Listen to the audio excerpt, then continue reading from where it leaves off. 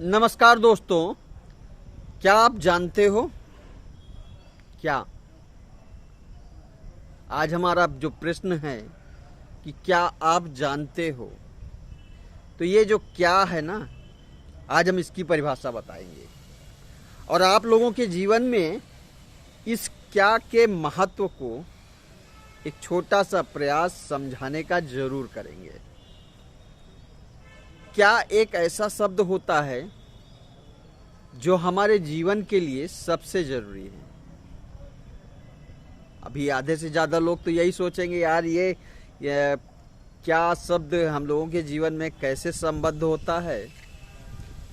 तो दोस्तों, आज मैं बताना चाहता हूँ जो हमारे जीवन में प्रश्नवाचक शब्द जुड़ा हुआ है क्या, ये उसी तरीके से मायने रखता है जैसे एक शरीर से जीवात्मा जुड़ी रहती है, क्योंकि हमारा शरीर बगैर जीवात्मा के नहीं चल सकता है।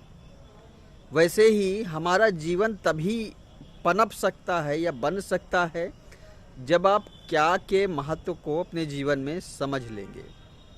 और क्या का सबसे बड़ा महत्व यह है कि आखिर हम क्या हैं।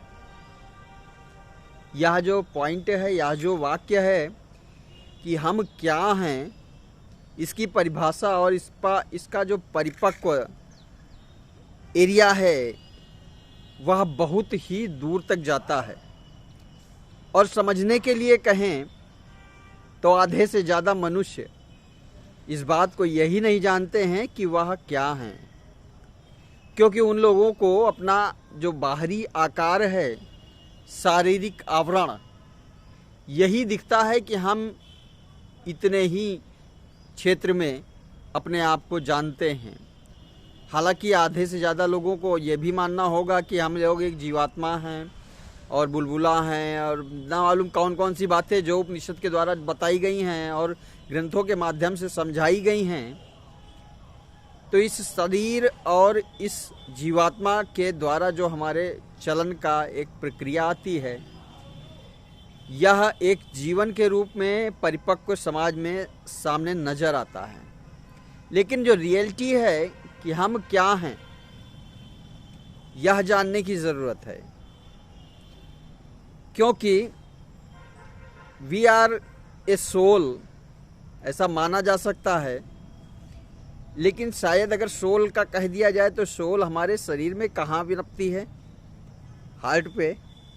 अगर हार्ट पे होती तो हार्ट ट्रांसप्लांट क्यों होता?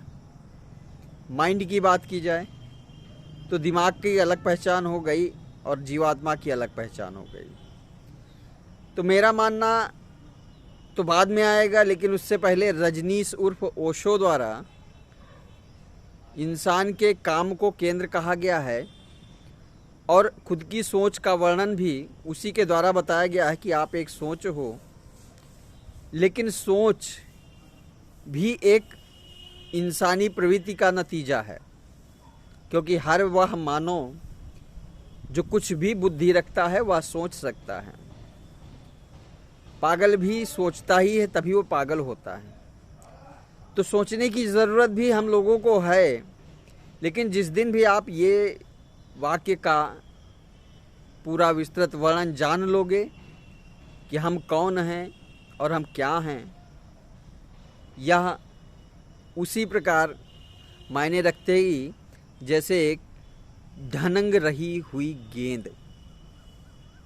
पता है आपको कि जैसे हमारा जीवन शुरू से लेकर अंत तक चलता है, वैसे ही हमारा जीवन एक रेलगाड़ी की तरह भी है, जिसका जन्म स्थान नियत है और मृत्यु स्थान भी नियत है।